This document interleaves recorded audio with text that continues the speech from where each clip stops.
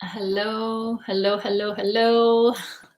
Hey, friends, if you're here watching this replay, thank you so much for stopping by. And if you're here with me live, hello, say hello so I know that you're here so I can welcome you. My name is Svava Brooks, and I love to hang out here on Thursdays with my good fellow survivor thrivers as we talk about the healing journey, share our struggles, and share what works. And coming together for encouragement, validation, because this healing journey certainly is not always fun or pretty, but it certainly is well worth it because you are worth it, my friend. The topic of the day I take from my book, Journey to the Heart. Published this book a few years ago, and I'm super excited that I now have an audiobook out that for every single day you will hear a little bit of tidbit and truth, and I share with you some of the things that have helped me on the healing journey. I'm getting really good feedback from some of my people from the daily listening. It really supports them and helps them to remember every single day is a new day. And if we set that intention that we are healing one day at a time, we shall get there. So with that, if you're curious to learn more, please check the links below later. But with that, hello, friends. How are you today? How are we? How are we? I say we. I've been checking in with my Texas friends today, my East Coast friends. Snowstorm, rainstorm, freeze, shutdown. Right, guys? Hey, Rob. Hey, EJ. Hey, Lady Leo. Hey, Sue. How are you? Look at all the flowers. You guys know your way to my heart. How's it going? How is the rain or sun or snow where you are? Yeah, I don't believe that weather. I guess we are talking about the weather. Portland got a snowstorm, and I was just checking for updates because it looked like we were going to get more snow this weekend, but it looks like rain, rain, rain, rain, rain.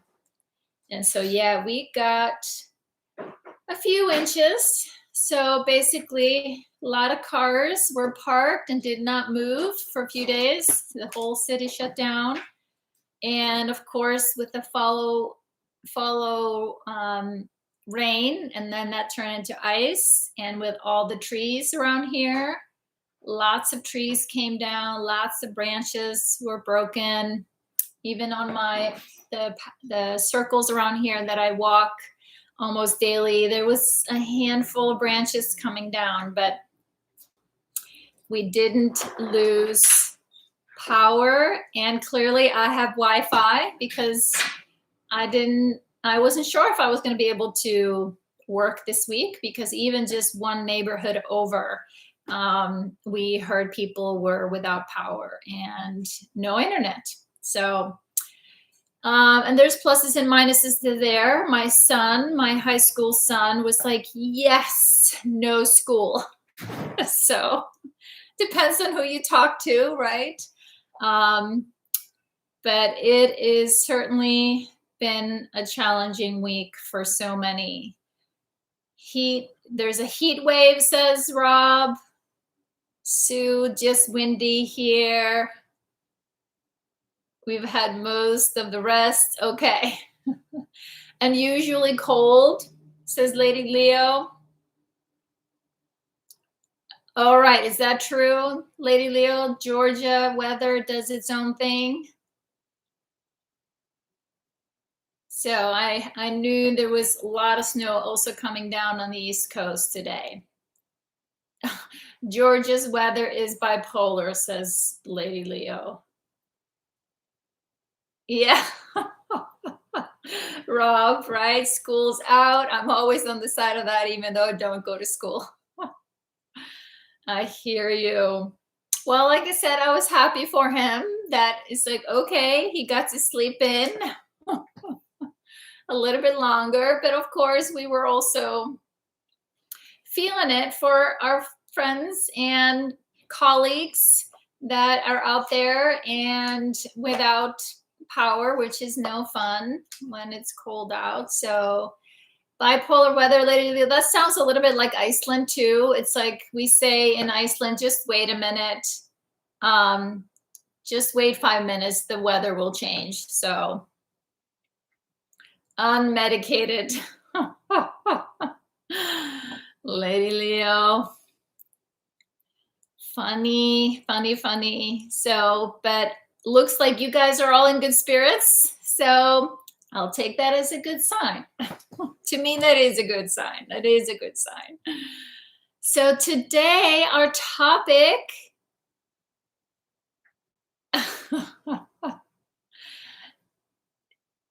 our topic today is awareness.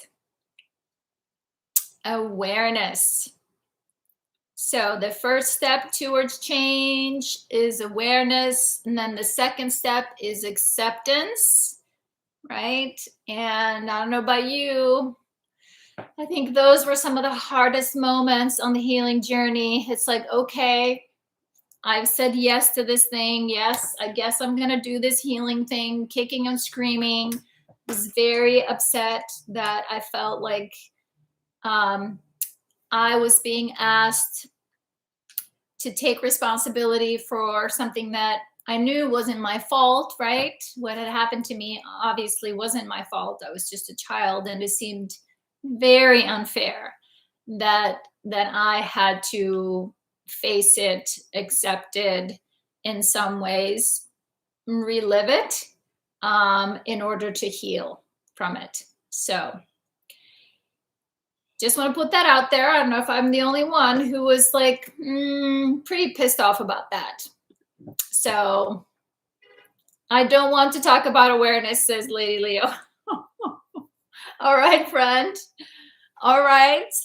But here's the thing. I hope you know me by now that yes, I'm going to bring a lot of good news too. Right?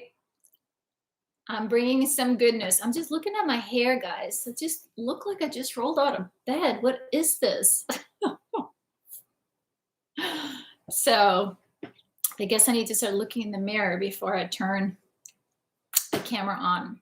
So let's start with the good news. EJ also says, I'm with Lady Leo. Okay, so let's start with this. I hear you, Lady Leo, but and that's the thing. We don't know what needs changing until we become aware of it. So thanks, Rob. Rob says he likes it, but I want to start with some good news. So I put together some notes for myself to keep my thoughts with you guys, right? I can be all over the place, but you guys know me by now, so I think you guys are okay with it. So hope for recovery. All right. I'm going to see if I can put these things side by side. I'm multitasking here. So just keep talking. I'm multitasking. Just keep talking. I'm multitasking over here. Let's see, because I want to be able to see you guys while I'm also looking at my notes here. So, all right. Ready? Hope for recovery. We all have a neuroplasticity, right? Neuroplasticity. Rob is funny. Which means neuroplasticity means our brains are constantly growing and rewiring. We can build our natural stress response and grow the ability to flow without getting stuck. Right? Here's the important piece. We can build our natural stress response and grow the ability to flow without getting stuck by spending time with safe enough people and by doing things that activate the ventral vagus circuit, right? I think we talk quite a bit about the ventral vagal, dorsal vagal, polyvagal, your sympathetic nervous system, right? We're going to talk a little bit about that, but let me finish this thought. So we do that again by spending time with safe enough people and by doing things that activate the ventral vagus circuit, such as singing. Who here is singing? Who here likes to sing? Hey, Elizabeth. Singing, right? Singing is good for the brain. Listening to music. Who here likes to listen to music? Listening to music.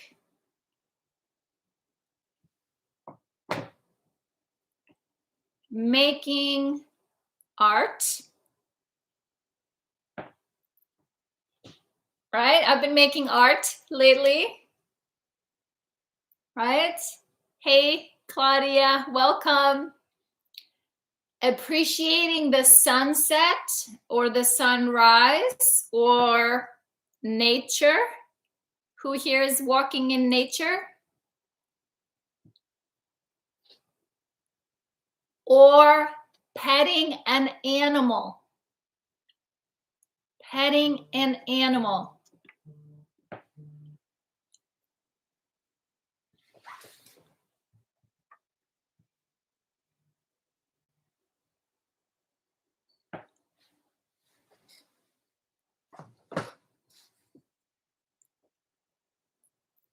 So there you have it. We all have neuroplasticity, which means our brains are constantly growing and rewiring. We can build our natural stress response and grow the ability to flow without getting stuck by spending time with safe enough people and by doing things that activate the ventral vagus circuit, such as singing, listening to music, making art, appreciating nature, the sunset, the sunrise, mindfulness connection, tree hugging, or petting an animal. So this is from the Trauma Geek. I don't know if you guys have seen some of her posts. She also says here, it's important to remember that we are recovering from a sick society, not from internal defects. We can develop our capacity to bounce back after terrible things happen to us if we work together. So, what do you guys think? Give you some hope? Lady Leo, I listed some of your favorite things, right? So I can stop here and we don't have to go deeper into this topic. If you just create a list, hey Lynn, create a list of all those things. Okay, every day I'm gonna do a little bit of art. I'm gonna sing a little bit and shake a little bit, shake my booty a little bit. I'm gonna play with my cats or my dogs. I'm gonna hang out with my favorite people. I'm gonna go for my walk, move my body, connect, and see the beauty of nature. All right, EJ. We'll have a talk about this, my friend. It makes sense, right? It makes sense. All right. Rob says he wants more. So I guess we're going to dig in a little bit more. Right? We're going to dig in a little bit more. Awareness is our first step to change. And the first step to change is to become aware of our state. What's that? Are you in fight, flight, or freeze? Or are you socially connected, engaged, and grounded and present? Right? Why do we have to start with awareness of right here, right now? Right? Because if we are in our fight or flight or freeze, there's no way that we are going to make any changes.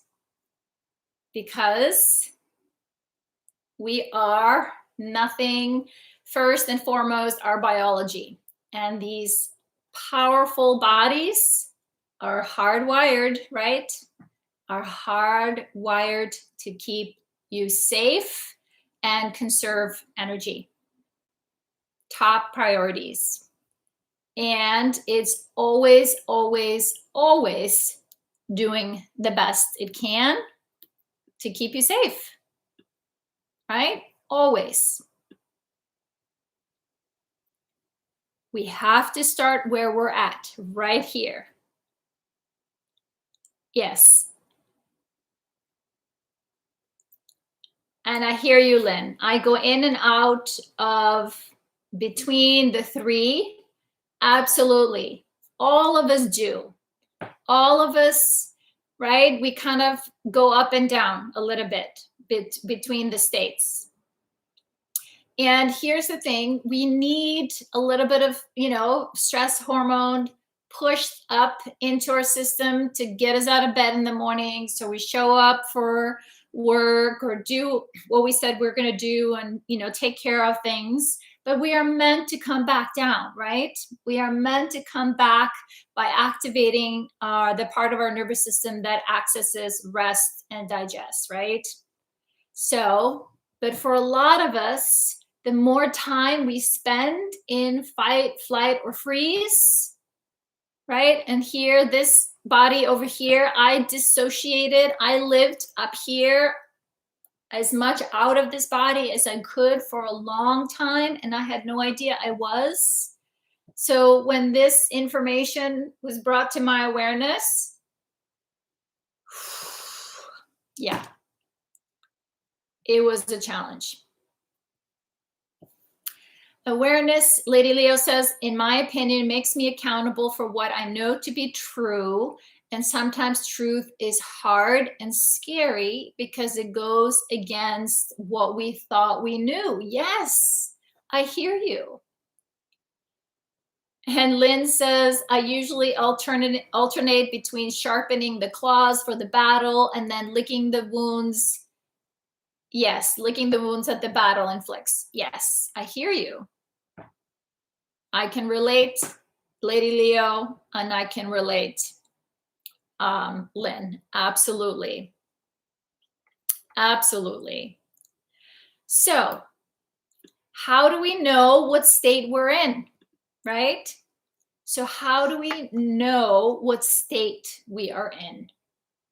Because those particular states, they leave cues. They leave cues, right? And again, once I became aware of like, wait a minute, I thought this was all these things were just my personality. Like this is just my identity. But once I started to recognize, oh, wait a minute, these are basically coping strategies, who I have become because I was literally just surviving. So awareness is something I stumbled upon way after the fact to the point it's outdated. I hear you. The little breadcrumbs of memory. Yep. Yep. Yep. So, right, our state, depending on what state we are in, it impacts our thinking, right? It impacts our thoughts, right? Our thoughts, feeling, and also how aware we are of ourselves and others. And it makes sense. So I'm going to read out a chart for you guys and just some cues. Thank you, Rob. So just some cues, right? And then also I'm going to give you some suggestions, and I'm going to give you some exercises, if you will, if you are interested and would like to, practice awareness of your state, and then recognize what is it that you can do to shift your state, right? Because what we said in the beginning with neuroplasticity, right, and what we know about our nervous system and our body and our mind, we can change. We can change. So the sign when we are in fight or flight, mentally, right? So take a note. When we are in fight or flight, we mentally are either over-focused or under-focused. And there is obviously a spectrum on all of these things, okay? We have difficult concentrating. We have a negative outlook. We are rigid. We have repetitive thoughts and rapid thoughts. These are kind of the fight, flight symptoms, like the mental. Emotionally, we are irritable, annoyed, angry, worried, anxious, panic, terror even. The physical symptoms of being in fight or flight, we have tight muscles, right? Tight shoulders, tight back, tight psoas, fast, shallow breathing, right? We're just breathing here. Fast heart rate, cold hands and feet, sweaty and hot, dry mouth, poor digestion, constipation, restless, agitated, shaky, fast speech, poor sleep. Those are some of the physical symptoms. And again, right, there is a whole spectrum here, like how far up you are before you maybe are tipping into freeze. Socially, you may be impatient. You may be self-focused. You may be confrontational or avoidant. I don't know about you. Socially, when I feel stress or was literally checked out a lot, and I was like, no, of course you're self-focused. You're surviving. You're in survival mode. So it's none of this is negative, guys. And I just want to put that out there. Don't be looking at this and like, oh, if I have more than one of these, there's something wrong. There's something bad. No, not at all. This is information, awareness, right? So we just covered the fight and flight.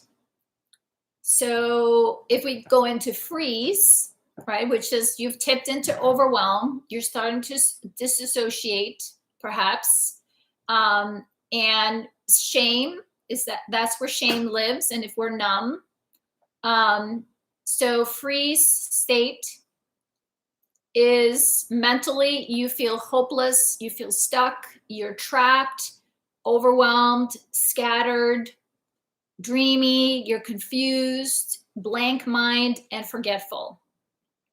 Emotionally, you're apathetic, you are numb, and you're feeling a lot of shame. And physically, your muscles are either very tight or overly soft. Your heart rate is slow, shallow breathing. There is numbness, dizziness, pale, blurry vision, flat facial expression, monotone voice, and clumsy. Socially, you're disconnected, non-responsive, shut down, or checked out. Right? Again, there's nothing wrong with any of us. Like, I checked off a lot of these when I was growing up, right? This is where I lived. I was not present most of the time.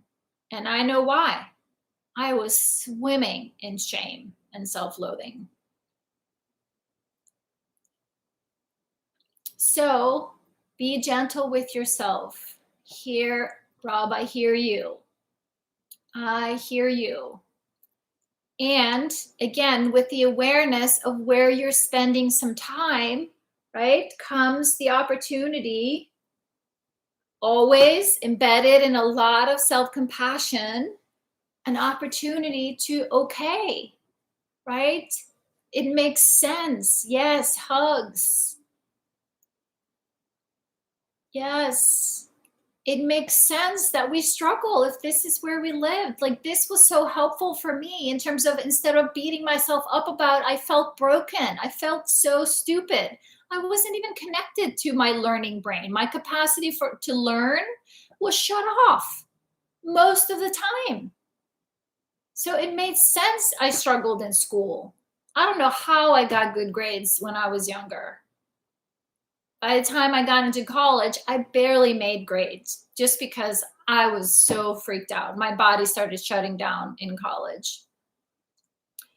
And so let's talk about the social nervous system, right? What are some of the signs that we are socially connected and engaged? And I know all of you can also recognize some of these. Mentally, we are curious. The fact that you guys are here, check off curious. You wouldn't want to be here if you weren't curious. Clear mind, creative. A lot of you have lots of creativity. You're flexible, focus and concentration, right? Especially lately, that focus and concentration, yeah, with all the COVID fog going on. Positive outlook, we are at peace, we are peaceful and at ease. Emotionally, we feel joy, we are happy, we connect with love. Hey EJ, I'm feeling you, my friend. Our mood is even. Physically, we are vibrant. Our muscles are relaxed. Our breath is even. Our heart rate is moderate. Our digestion is easy. We have expressive facial movements and vocal prosody. Socially, we are attuned. Responsive, interactive, and patient. You know, I can, right, see, yep, when there's stress, yep. And again, my friends, it makes sense.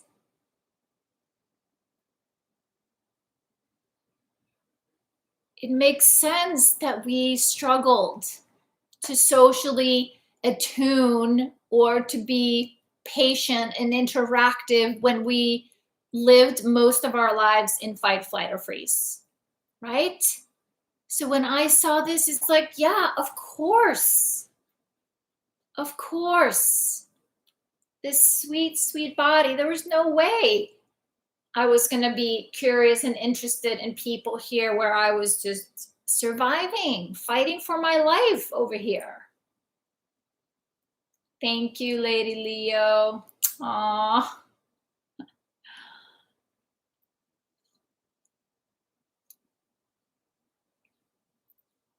Yes, reparenting. You got it. You got it. And so here's the thing, my friends, right? the sympathetic nervous system is all about navigating, or it's about mobilization, right? And it runs up and down our spinal cord. Our sympathetic nervous system is constantly scanning the environment, taking in information. And what's top is like, am I safe? Right?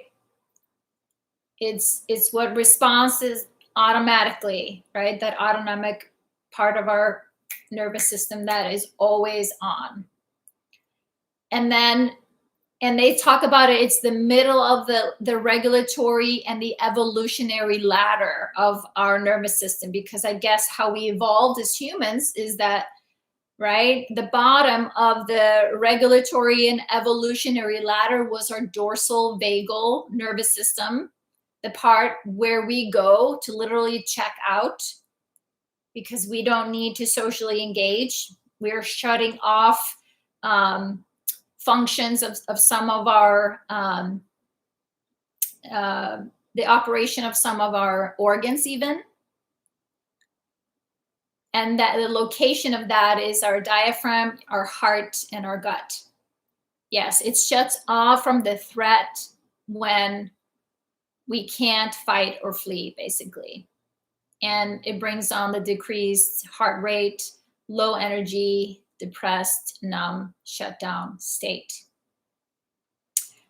So why am I telling you guys all this? Again, because it is helpful to notice what state do we live in, right? Because for me, living in sympathetic and even dorsal was my comfort zone. It's like what one of the expert in the field of polyvagal theory, it's like our home away from home, she talks about. So my place to go to was sympathetic, very high, even dorsal, where I just dissociated and would go daydream, forget myself in reading, or literally sit and stare out the window. So understanding it, right, made sense.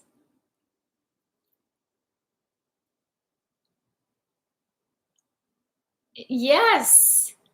Rob says, I know that when I'm 100%, I am a force of nature, quick, clever, recall, kindness, kind of like being a pro of operating my system. Mostly, I feel like a learner driver lately. I hear you, Rob, and be gentle with yourself. And you just said it here. This is what I believe too, is that when we are fully engaged, like we understand this machinery and it's being operated to its optimal performance, we are naturally driven to connect. I mean, that is how we survived. Connection. That's what brought humans into the next stage of development, human biological development, our evolution, right? And so, yes, absolutely. Be gentle with yourself, Rob, given all that we have going on. Elizabeth says, do you think an addiction to food can make the person emotionally unstable? Well, my friend Elizabeth, there are all kinds of things that we can use to not feel our feelings, right? What makes a person emotionally unstable is not feeling their feelings, right? And we can self-soothe, right, to avoid feeling hard feelings through food, television, internet, work, whatever, right? There is a range of things we can do to distract. So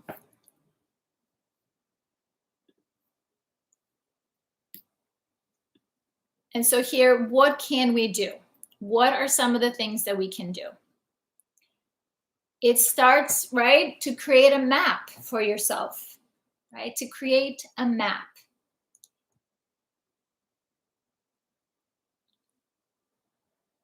Yes, Lady Leo. I was just having a conversation with someone else today about this.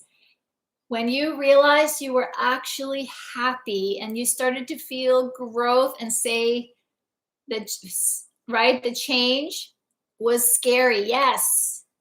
It's like, oh my gosh, right? We're waiting for the other shoe to fall, right? Who am I to think that I can be healed? Who am I to think that I'm allowed to be happy? Thank you, Sue. Yeah. So that's exactly why it's like we have to practice. Practice being happy, practice being grateful. It brings that connection to joy. Because it's like, whoa, is that feeling joy? I can still remember I had a mentor years ago, and when I started feeling that feeling, like really like a light expanded feeling, I can still remember I drove home as fast as I could to call her and to tell her, oh my gosh, I think I know what that is. And then I was like, oh my God, what if I lose it? Remember we talked about mindfulness? The pressure we can put on ourselves from when things are actually good, we don't want it to stop, and then we kind of create stress around losing it. So yeah, interesting, right? So here's what we can do.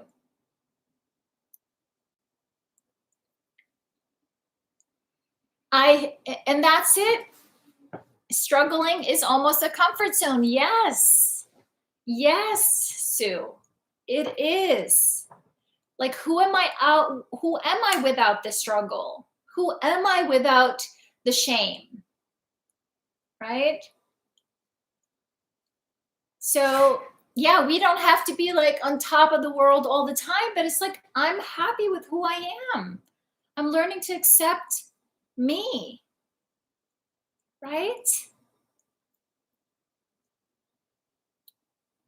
So the exercise, and I'm happy to post this in the Journey to the Heart group if you like, just so you have this. The autonomic awareness is a protective factor. Awareness of our state. Without the ability to recognize the states and the state's changes, we are at risk for remaining stuck in dysregulation. So the question is, where am I on the map, on the autonomic map? And you can even create just in front of you, if you have a piece of paper, like 3 squares, or like when you're in your dorsal vagal, right? When you feel like you're collapsing, right? How does the world look for you? How do you feel? How do you know that you're there? What are your thoughts or your feelings, your actions when you're there? Like I said in my post today, become the student of you. And then the next piece is like when you're in your sympathetic, when you're in fight or flight, you're mobilized. Like, what are your thoughts, your feelings, your actions? How does the world look to you? How do you feel about you when you're in that state? And when you're in the ventral vagal, right? You feel safe, you're connected. What are your thoughts, feelings, and actions when you're in that state? What does the world look like to you? And how do you look to you when you're in that state? Right? The more we can kind of track ourselves. Because when we know what state we're in, we can also start to track the story. What's the story you're telling yourself? Right? When I've used to collapse into shame, right? There was, or let me say this, when I would collapse into dorsal, I would like be drowning in shame. It was just like, it was really hard. Like the self-hate that I used to turn on myself was brutal. The last time I went into collapse into my dorsal vagal was when we had the fires. And I definitely, like, all of a sudden I was behind like a thick wall. I think I've mentioned this to you guys again. And I felt like I was stuck. And I literally woke up with, like, all of a sudden, like the air quality in the apartment was really bad. And so feeling like I couldn't breathe. And so the world went from like me being connected to it, feeling safe in it, being able to relate to it, to like, oh my God, like very inward focus. And how I noticed, like, I had trouble finishing my sentences. I had trouble putting into words what I was thinking.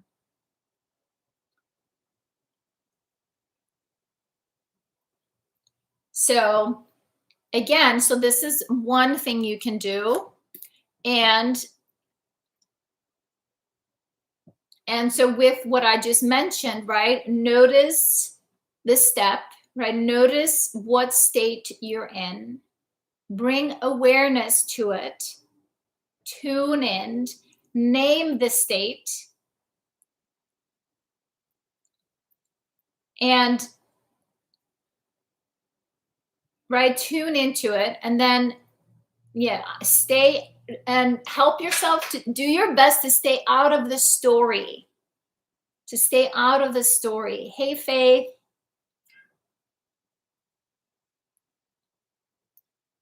And sometimes we may catch our story before we recognize we've shifted our state. And then repeat these steps as often as you can, right? And then just make light of it. Be curious, be kind, be gentle with yourself. Ever present. Do your best to be ever present. Because the thing is, we already are ever present. Our hypervigilance can also work for us. Because the thing, my friends, in order to change and to shift, we have to learn to work with our body and our nervous system. And this is what we are learning about the body and rewiring our bodies and our minds, right? We are so good at the fight, flight, freeze because we've been living it. It's our comfort zone. It's like the 5-lane freeway, plenty of room if we ever need a lot of action, right?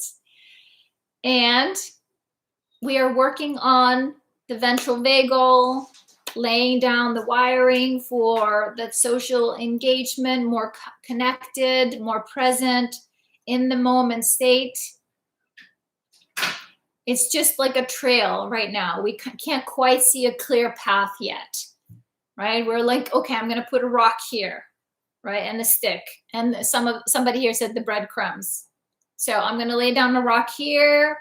Okay, I'm going to lay down a rock here. We have to be very intentional about it in the beginning. And the more of this that you can do with self-compassion and not make yourself bad or wrong, the more helpful it will be. I hear you, EJ. I'm so sorry, my friend. I'm so sorry, my friend. I'm so sorry. This is hard. I understand. I do understand. I do understand. Another tracker, another way to track our state is our breath, right? So ventral vagal connected breath is full, deep, steady, slow, full, even, belly. It's sustaining breath. When we are in our sympathetic part of our nervous system, our breath is short, fast, irregular, tight, restricting, and gasping. Dorsal vagal breath is shallow, silent, flat, empty, and depleting. So this, again, is also why often they say the first sign, or not first sign, but a good thing to remember is that when we feel low energy or feel like we're sliding into fight, flight, or freeze, is to, right, notice your breath. So if doing the other tracking feels too much some days, it's like, okay, today I'm just going to notice my breath. I'm going to have my phone ring 3 times a day, and I'm just going to place one hand on my heart and one on my belly, and I'm just going to notice my breathing, right? And do the best you can to breathe in all the way into so you feel the movement of your hand on your stomach. Hey, Bianca. Hey, EJ. I hear you, my friend. Please be gentle with yourself. Please be gentle with yourself. And of course, my other favorite tool, right, is the hand on our heart. Hand on our heart. Feeling warmth on our body. Your body understands warmth. Your body understands touch. And your body understands kind words, right? For you guys, that when we do our one-on-one sessions or our TRE, we turn towards ourselves. We turn towards this body. And we speak to it as we would a kind friend. Hey, sweet friend, I am here, I am here, I am here for you.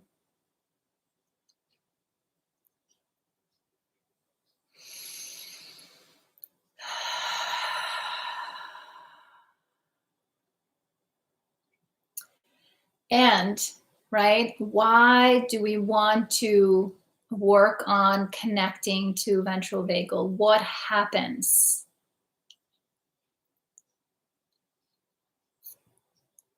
What happens when we activate feel good hormones?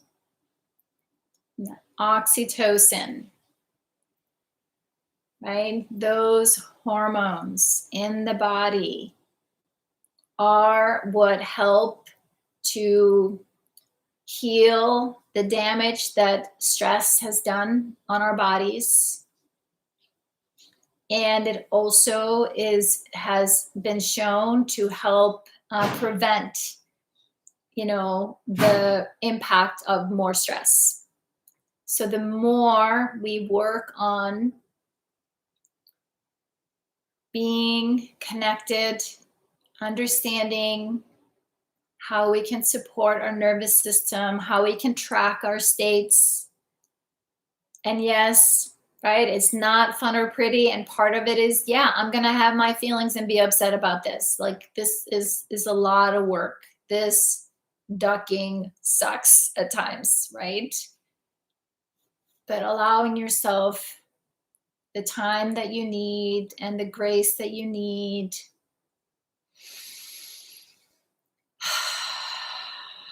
We do get through on the other side. Thank you, Lady Leo. Thank you, Lady Leo. I hear you, Faith. Yes, cortisol overload from stress. I hear you.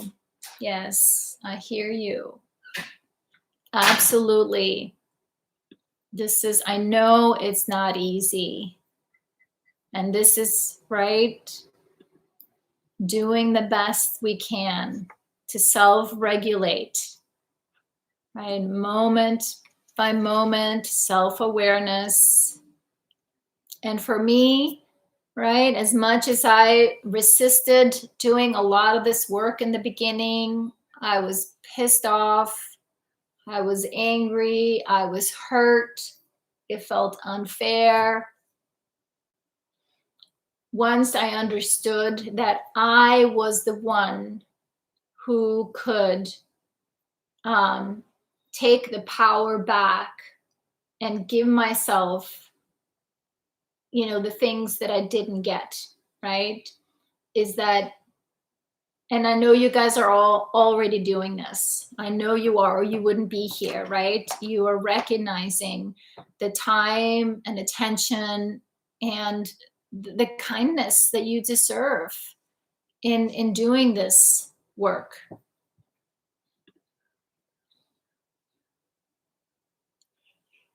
Yes, Lady Leo.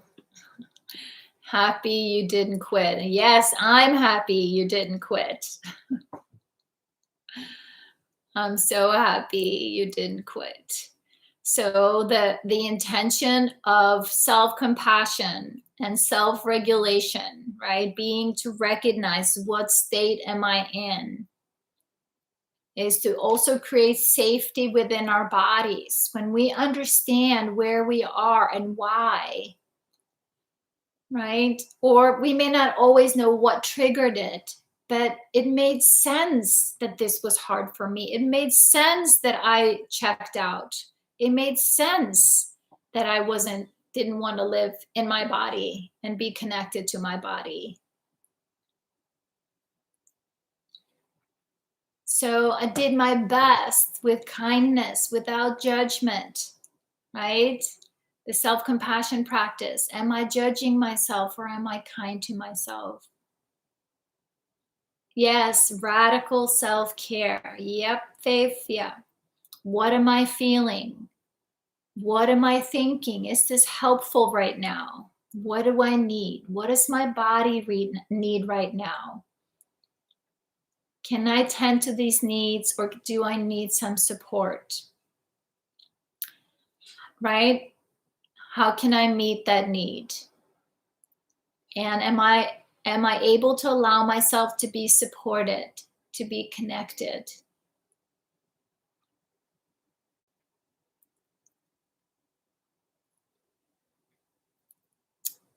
I hear you, Elizabeth. I hear you.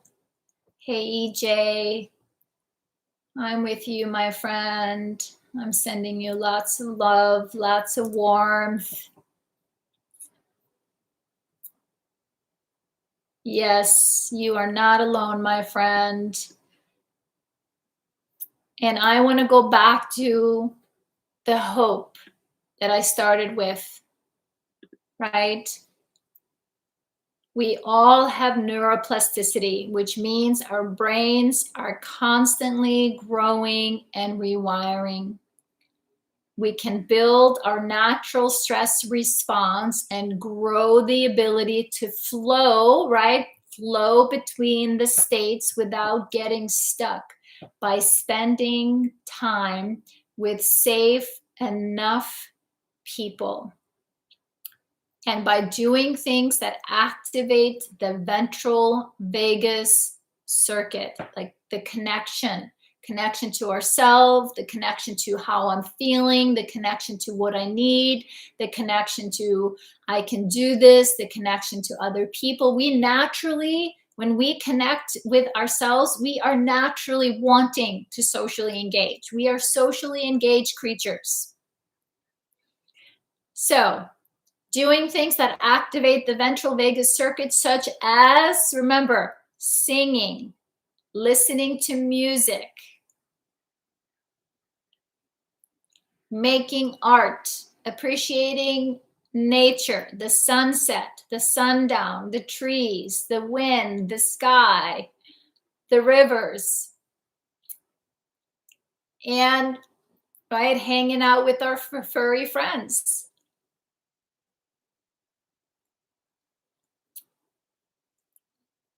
Remember, we are not suffering from internal defects.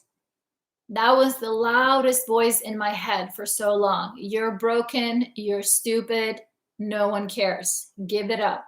Stop it. You're making a big deal out of this. Stop it. There's nothing wrong with you. Move on. Turning towards myself, giving myself space to have the whole spectrum of feelings, right?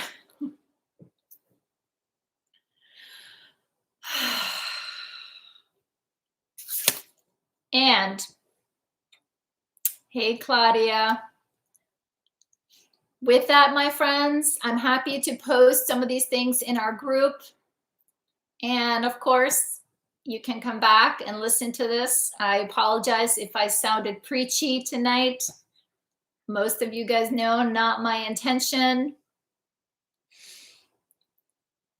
Share this information. I'm passionate about sharing this information because I want you to know there's nothing wrong with you. Nothing wrong with you. Nothing wrong with us. Accepting myself where I am is hard, but freeing. Yes. Yes, because when you accept who you are, then you stop worrying about what other people think about you. It was never about them accepting you. It was about you accepting you. But we didn't get that acceptance when we were little. And that's where we needed it from those people. So we get stuck in this, I need something from you. Right?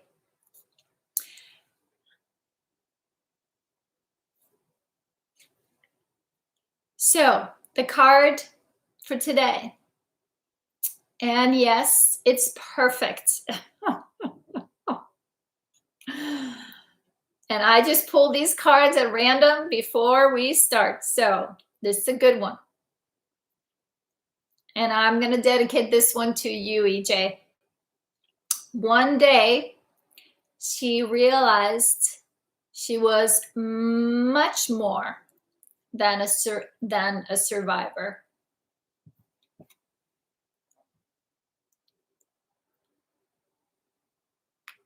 Ta-da!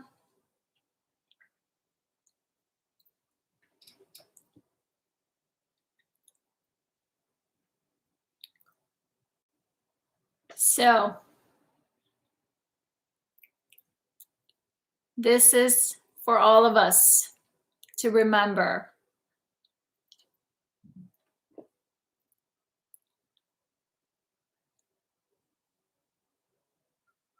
Yes, my friend EJ, we are with you.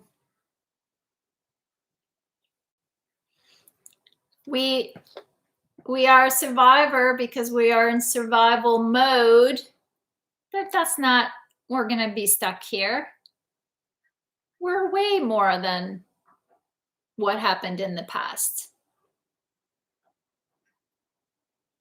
Thanks for being here, Claudia. And with that, thank you so much, my friends, for being here, for showing up for yourself and for your fellow survivors here, the encouragement, the validation. This is how we heal, remember? Spending time with safe enough people. Social engagement. We are exchanging energy. Yes. Beautiful. You're welcome, Rob. Yay, Lady Leo. That's awesome, my friend. You are a gifted writer and a beautiful storyteller. All right, sweet friends. If you found this supporting you tonight, I would love a thumbs up here on YouTube. That is very helpful and helps other people notice these videos. Have a beautiful rest of your week wherever you are. Stay safe, stay warm, stay healthy. Thanks, Faith. Thanks, guys. Thank you all for stopping by tonight. And I will be here same time, same place next week. All right, friends. Good night, everyone.